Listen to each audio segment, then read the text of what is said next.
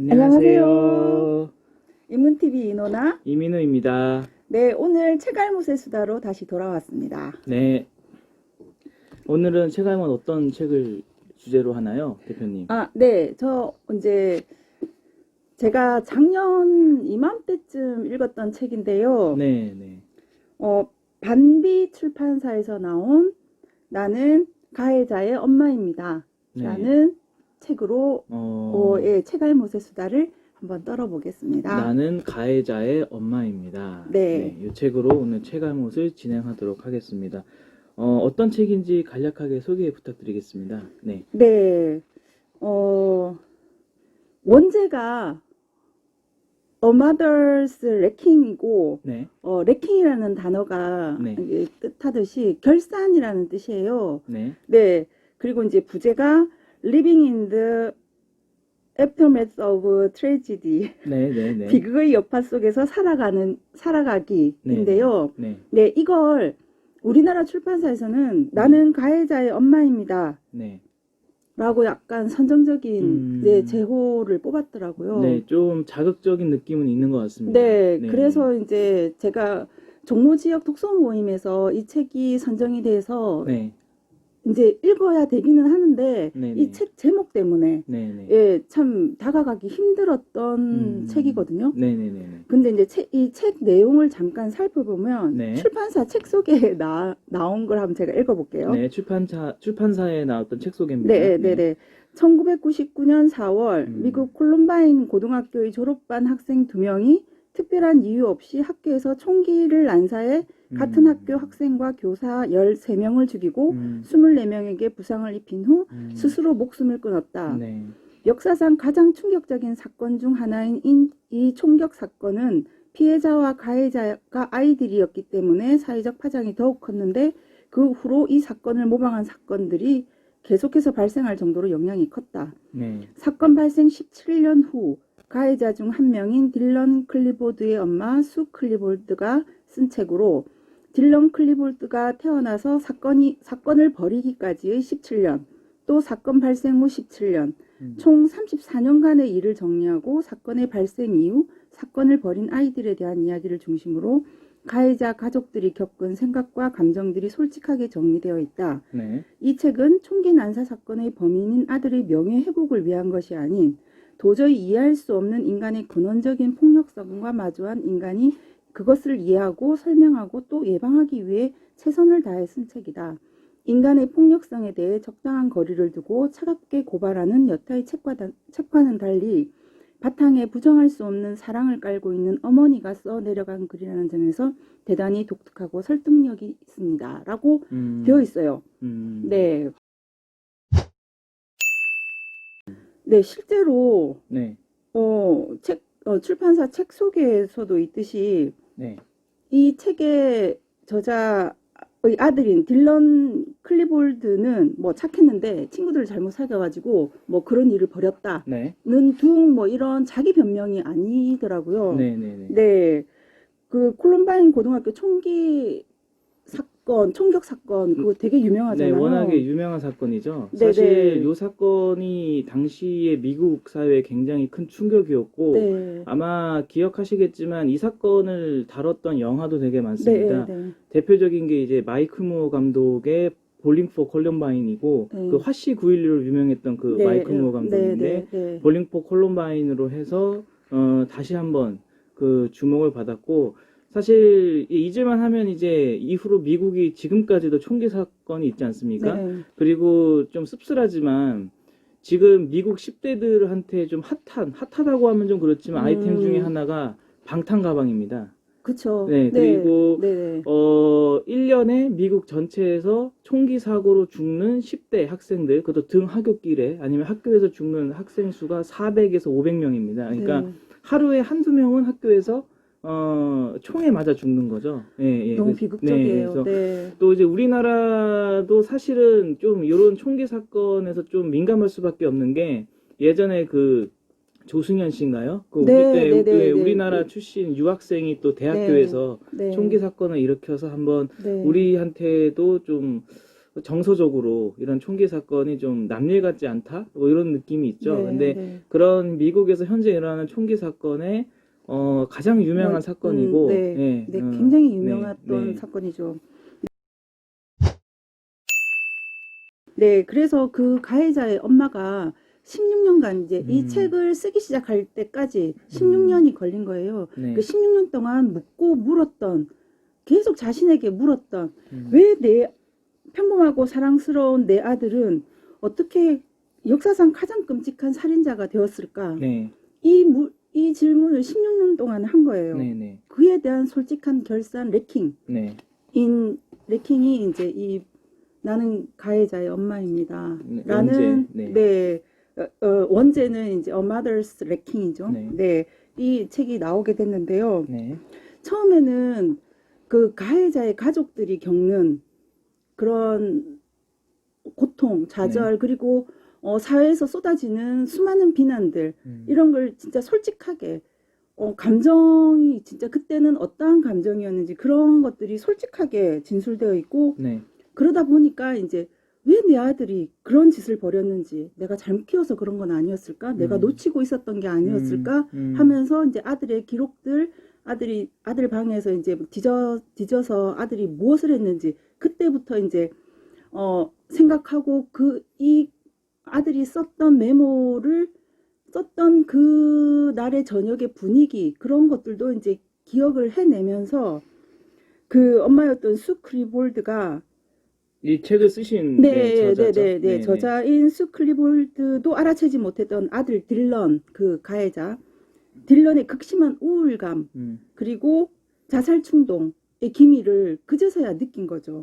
알게 된 거죠. 그래서 스스로도 반성을 하고 엄마로서, 그리고 이 시간에도 그러한 실수를 하고 있을 이 세상의 모든 엄마들, 를 위한 진솔하고도 진정 어린, 저는 일종의 제안이라고 생각을 해요. 네. 이 책은 특이하게도 추천에 이게 보통 단행본들은 책을 펴내며라고 이제 저자의 서문이 맨 처음이 들어가고, 그다음에 목차가 들어가고 본문이 들어가고, 추천의 말이나 해설이 뒤쪽에 들어가는 경우가 많은데, 이 책은 원문도 그런지는 모르겠는데 한국판 이 책에는 추천의 말이 제일 먼저 들어가고, 그 다음에 해설, 그 다음에 작가의 서문이 들어가요. 네, 그건 아무래도 이 책 제목, 한국어 제목이 너무 이제 좀 선정적이다 보니까 그 가해자의 엄마라고 하면 뭐 어떤 변명을 하려고 하는 거야 라는 편견을 약간 완화시키려는 의도처럼 보이기는 하는데, 그 추천의 말에는 뭐 국내 문화인류학자인 조한혜정님 뿐만 아니라 많은 아동 청소년 상담가, 신경정신과 전문의, 소아청소년 정신과 전문의 뿐만 아니라 뭐 전미 정신건강협회 회장, 각 언론 매체 뭐 이런 분들의 추천의 말들이 이렇게 쭉 적혀 있어요. 추천의 말을 보면 이 책이 약간 어떠한 의도, 정신건강 쪽으로 흘러가겠다라는 게 이제 보이고, 그 추천의 말 끝에 모든 부모가 꼭 읽어야 할 책이라고 되어 있더라고요. 네. 네. 특히 이제 이 책은 저희 어머니도 읽으셨는데요. 저도 이제 사춘기가 좀 있었습니다. 사춘기가 저는 좀 늦게 좀 아주 강렬하게 왔었는데, 어머니께서 어느 부분을 읽다가 차마 못 읽겠다고 하시더라고요. 네, 그래서 요거는 직접 이제 보셔야 아마 또 공감이 되실 텐데, 그러니까 저희 어머니 말로는 그 책에서 이 엄마의 가슴 깊은 정서가 그대로 느껴지고, 맞아요. 그래서 특히 이제 사춘기 자녀들과 크게 한바탕 하셨던, 그리고 개인적으로는 아들, 딸보다는 아들을 키우신 그런 어머니들께서 보시면 아마 우실 수도 있을 것 같아요. 그러니까 저희 어머니는 몇 번 우셨다고 하시더라고요. 예. 그런데 이 책을 읽으면서 제가 이제 하나 떠올린 게 뭐냐면, 언제부터 이렇게 이 단어를 쓰기 시작했는지 모르겠지만 자살 생존자라는 단어가 있어요. 이게 정확하게 얘기하자면 자살자의 가족들, 지인, 친구들을 의미하는 건데 뭐 적확하게 개념적으로 따지자면 뭐 자살 유가족, 자살 사별자라고 얘기하는 게 더 맞지만 토인비가 죽음은 죽은 사람보다 남겨진 사람에게 더 날카로운 아픔을 남긴다라고 얘기했듯이 네. 저는 이제 그 생존자라는 단어가 더 이제 강렬하게 이 단어의 의미에 더 적합하다고 생각을 하거든요. 자살 생존자. 네. 그리고 이제 최근 연구에 따르면 한국인의 10명 중 3명이 자살 생존자래요. 네, 우리나라가 네. OECD 뭐 몇 년 동안 지금 자살률로 1위죠. 네. 네, 그래서 극심한 우울에 빠져서 오로지 하나의 생각만이 머릿속에 가득하다면 단 1초만이라도 진짜 옆을 바라봤으면 거기에 나를 진심으로 사랑하는 가족과 친구들이 있다는 거 잊지 말았으면 좋겠다라는 생각을 했어요. 이 책이 포커스가 가해자의 엄마. 그래서 이제 그러면 이 아들이 어떤 범죄를 저질렀고 뭐 그의 비하인드 스토리 보통 좀 이런 거에 좀 초점이 맞춰질 가능성이 있다고 생각을 하고 사실은 그런 거부터 좀 관심을 가질 가능성이 크잖아요. 네. 근데 이 책 후반부 그러니까 전반부는 우리 아들이 어떤 범죄를 저질렀고 우리 아들이 왜 그랬을까를 생각하는 것도 있지만 후반부는 대표님께서 말씀하신 것처럼 남겨진 사람들의 어떤 네, 그 이야기. 고군분투가 있는데 저도 이제 괴를 같이 해서 저 같은 경우는 특히 우리 사회에서 많은 분들이 이 책을 한번 읽어봤으면 좋겠다. 왜냐면 전 좀 가슴 아팠던 게 이 책에 그런 말이 나와요. 그 이제 자기 아들이 이제 그런 범죄를 저지르고 나서 그 날 알게 됐었던 그 날. 네. 저도 이제 딸을 키우는 입장이지만 만약에 제 딸이 그렇게 했다 그러면 아무 생각이 안 날 것 같거든요. 네. 아무 생각이 참, 안. 네, 그 장면이 네, 진짜 네, 인상적이었어요. 네, 그 전화를 받고 네, 네, 차를 몰고 그 학교 현장까지 가는 네. 동안에 그 기술들이 네, 네. 정말 생생했어요. 네. 그리고 어쨌든 그걸 알고 난 후에 네. 이 어머니가 그 당시에 가장 많이 비난을 받았던 건데 그 당일인가 그 다음 날에 미용실을 가서 네. 머리를 했습니다. 네. 그러니까 어떻게 보면은 비난받을 만하죠. 아들이 사람을 그렇게 죽였는데 엄마라는 사람은 한가하게 미용실에 가서 머리를 하냐. 근데 그 부분이 나옵니다. 근데 네. 결론은 아무 생각이 없었다. 네. 아무 진짜 생각이 없었다. 사고가 딱 네. 정지되는 네. 그런 거죠. 그러니까 마치 너무 감당하기 어려운 일을 만났을 때 뭐 술을 이렇게 마신다거나 아니면 뭐 반대되는 케이스로 뭐 계속 샤워를 한다든가 네. 그러니까 그런 개념으로 미용실을 갔던 거라고 솔직하게 쓰셨더라고요. 네. 그래서 그냥 네. 약속이 되어 있기 때문에 갔다라고 네, 이게 네. 서술되어 있는데 네. 사실 변명도 하지 않으시고요. 네, 그러니까 네. 당시에 사람들한테 본인이 왜 비난을 받았는지는 이해한다. 하지만 그렇게라도 하지 않으면 나는 진짜 자살을 했을지도 모른다라는 뉘앙스로 쓰셨거든요. 그리고 네. 아마 그랬을 것 같아요.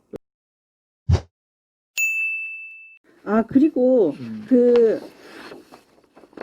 해설을 쓰신 심리학자인 앤드류 솔로몬 박사님께서 이렇게 써놓은 그 해설에 보면 저도 이제 거기에 밑줄을 그으면서 이렇게 읽었는데요. 자살을 깊이 연구한 칼 매닝거는 죽이고 싶은 욕구, 죽임을 당하고 싶은 욕구, 죽고 싶은 욕구, 세 가지 욕구가 합해져야 자살이 일어난다고 했대요. 그 가해자들 이 3명의 학생들도 결국은 스스로 총을 쏘고 스스로 자살을 한 거거든요. 그러니까 이 아이들이 결국은 자살 충동이었던 거예요. 근데 그게 죽이고 싶은 욕구가 그 바깥으로 향해서 지금 일어난 진짜 끔찍한 사건이긴 한데 그리고 이제 해설 거의 끝부분에 이 책은 마음을 편하게 만들려고 쓴 카타르시스 효과를 노린 기록이 아니라 오직 자신의 고통을 동력으로 삼아 세상에서 그녀 자신이나 그녀의 아들 그리고 그 아들이 죽인 희생자들이 겪은 고통을 줄어들게 하려는 기록 즉 수용의 이야기이며 투쟁의 이야기다라고 되어 있거든요. 이게 이 책을 규정하는 문장인 것 같아요. 네. 네. 아까 말씀하셨지만은 저도 이제 아이를 키우지만 그러니까 부모라는 사람들은 한번 꼭 읽어봐야 되는 책이 아니냐. 네. 그러니까 요즘 이제 오은영 박사로 이제 유명하죠. 이제 네. 영유아나 미취학 아동들에 대한 서적은 되게 많잖아요. 네. 그리고 그쵸. 이 아이들을 어떻게 해야 되냐. 우리 아이가 달라졌어요 같은 프로. 근데 또 두 번째로 중요한 시기가 사춘기 때거든요. 그러니까 네. 요 범죄자들도 사춘기 때 이 일을 저질렀고, 네. 사춘기 때가 사실 어떻게 보면 더 중요하죠. 근데 네. 이 사춘기 때는 부모가 정말로 자녀를 알 수 없겠다. 네. 이렇게 얘기를 하시고, 저도 저희 부모님한테 그랬던 것 같고, 실제로 제가요, 아이를 네. 기르면서, 네.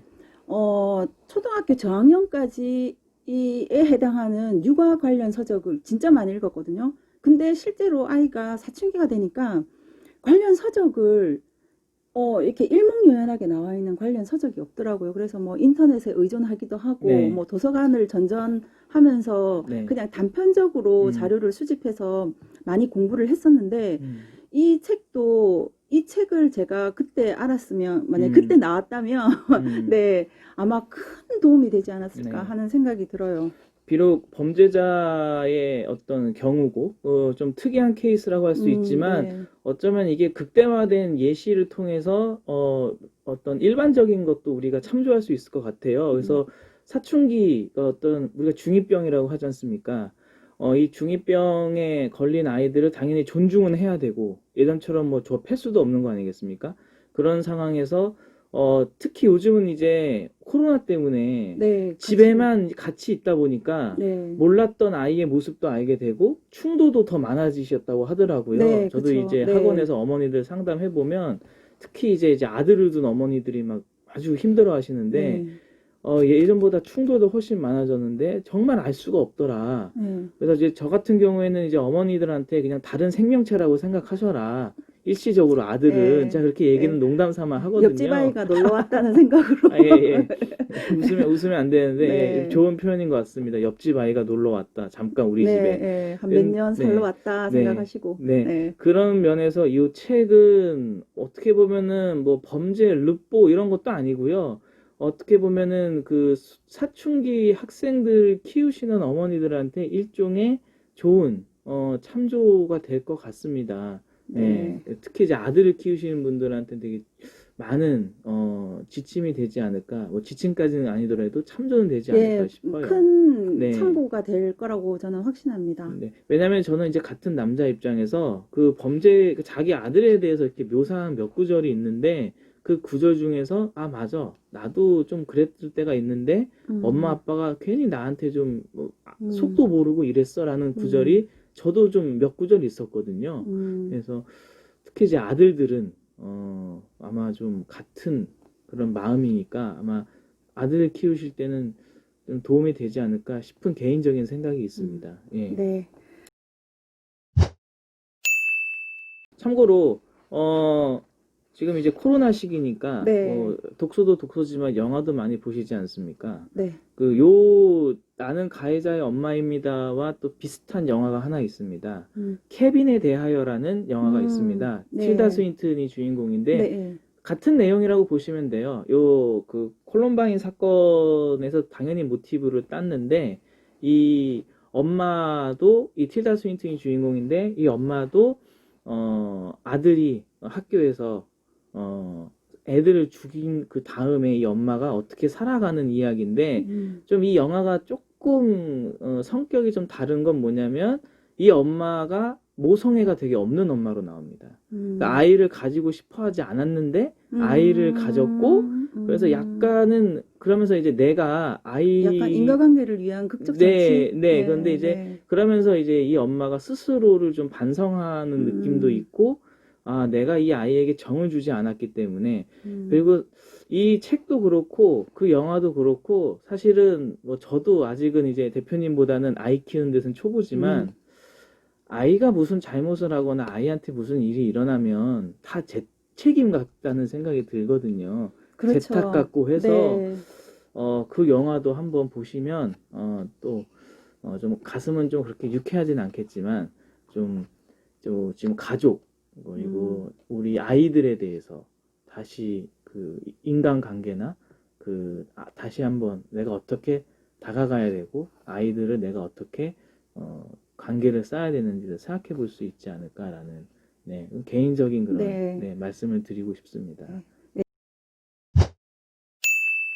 그럼 여기까지 책알못의 수다였습니다. 구독과 좋아요, 알림 설정, 댓글까지 저희들에게 많은 힘이 됩니다. 감사합니다. 감사합니다.